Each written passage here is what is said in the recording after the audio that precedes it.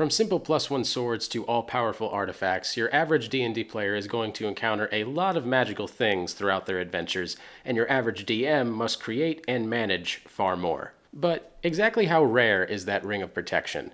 What's statistically better, fire protection or cold protection?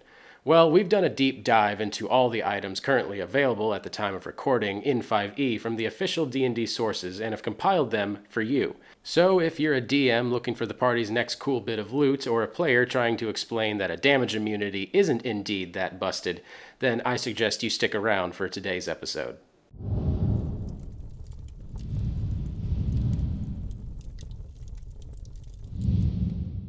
Our data was compiled from every current official 5e book release. There is a minor caveat, though, in that we didn't comb through every scrap of Adventurers League content out there, but they almost exclusively pull from the other official releases anyway, so yeah. And if you came here just looking for the item list, you can find our lovely magic item database on our website. Let's start off with item rarity. There's no hard and fast rules for what differentiates a common item from an uncommon one, or a rare item from a very rare item, but after analyzing them all, I think I can read into the designer's intentions a little bit. Common items are very minor or situational effects that are largely inconsequential. A lot of the items you find here have purely cosmetic features with no in-game mechanical effect. Or if they do have effects that matter, it is usually something that could be duplicated by a first or second level spell. Uncommon items are simple but useful, usually doing one specific thing. You'll find the bottom rung of most +1 items here, and it's generally great tier 1 loot that's useful up through tier 2. Generally speaking, everything here is safe for a DM to hand out as loot in any adventure, with a couple iffy things like a flying speed or certain minor immunities. Rare items usually add either a solid bonus or a combination of a couple smaller features. You'll find the middle rung +2 items here, and usually rare items fit well as major adventuring rewards during tier 1, more frequent loot in tier 2, and should be still useful through tier 3. DMs should be just a little cautious about handing out rare items early on, but giving out multiple rare items throughout a long adventure shouldn't cause many problems. Very rare items usually do multiple things or a single very powerful thing. You'll find the high rung +3 items here, and most very rare items provide abilities that can break early adventures. Very rare items fit best as major adventuring rewards during tiers 2 and 3, and should still be relevant all the way up through tier 4.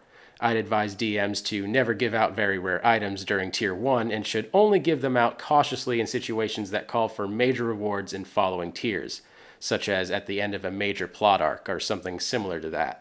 Legendary items represent the top rung loot and are immensely powerful. You'll find +4 and even +5 items here, and even lore-relevant items. Legendary items are often the focus of entire campaigns and should only be considered as a loot reward in tier 4, possibly as a major story arc reward in tier 3. Be very cautious about introducing any legendary items to your games, as they can be adventure warping. Artifacts, however, are less loot as much as they are plot devices, as any campaign with an artifact will typically revolve around the artifact itself as a character or a MacGuffin. A little more than a third of all the artifacts are sentient items with wills of their own, and most of the other artifacts are unpredictable or hard to control. Artifacts should never be simple loot, but that doesn't mean the players can't get a hold of one so long as you're okay with the adventure being, well, completely changed around in some ways. As you can see, more than a quarter of all the magical items are rare, followed closely by uncommon. I find that this provides a bit of insight into 5e's priorities when it comes to tiers of play. Common items are usually too small or situational to be particularly relevant, and the very rare legendary and artifacts are too powerful to slot into most tier 1 or 2 adventuring situations. Instead, the majority of items are uncommon or rare, to provide the most options for those first 2 tiers of play that most players are adventuring at. Next, let's analyze what restrictions 5e places on who can use certain magical items. Firstly, almost every restriction is in one form or another spellcasting based. Most of the restrictions in the multiple category refer to multiple spellcasting classes that could potentially use it, which has been further subdivided into either specific groups of spellcasting class or individual spellcasting classes. We also get some very specific lore-restricted items, like the guild items out of Ravnica or the mark items out of Eberron. There's also a few of the generic bonus items for specific classes rounding out a lot of single-class restrictions. What's interesting is that there's almost no race or alignment restricted items to be found. The only official race restricted item we could find in the whole system was the Dwarven Thrower, specifically only usable by, well, dwarves. And while the spellcasting classes have some item restrictions, there's literally no item usable only by fighters, or only by barbarians, or any of the martial classes. This means that if you decide to take a crack at making your own items, you should avoid similar restrictions if you want to line up with what 5e design is like. It makes a lot of sense, really. Why would you want items that only a tiny percentage of players could actually use?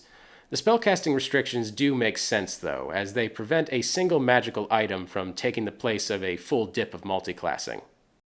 Next, let's look at where all these magical items are coming from.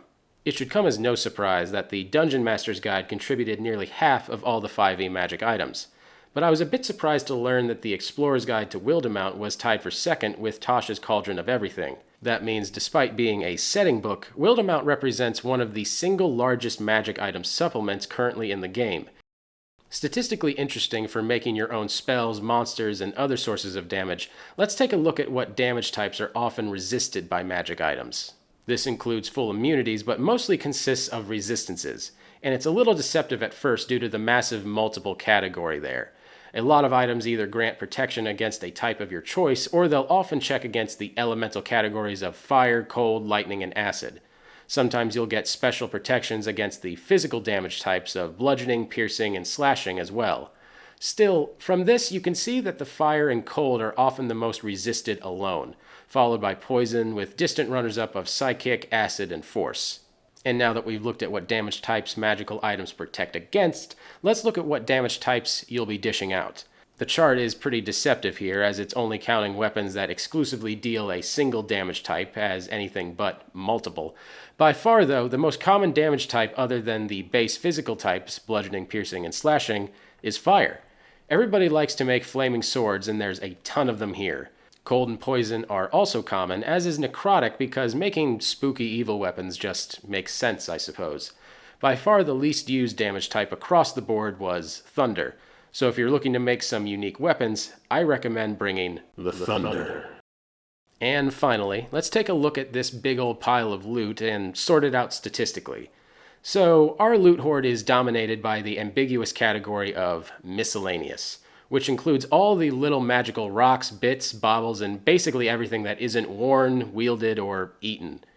Weapons are, no surprise, the largest category, and past that, most of our categories are just about the same size.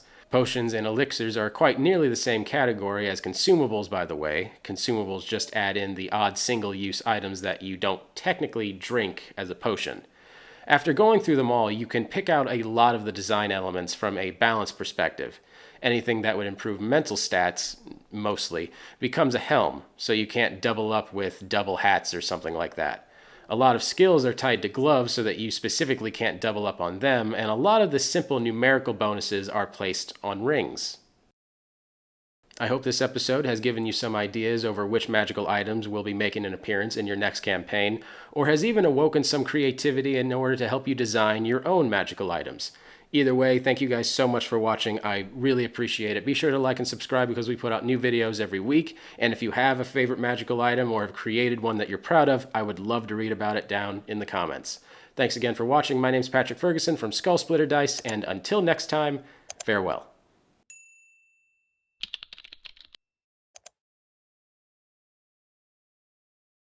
Oh, we also sell these t-shirts now. We have a bunch of other designs too that you guys should go check out. So, yeah, thanks again for watching.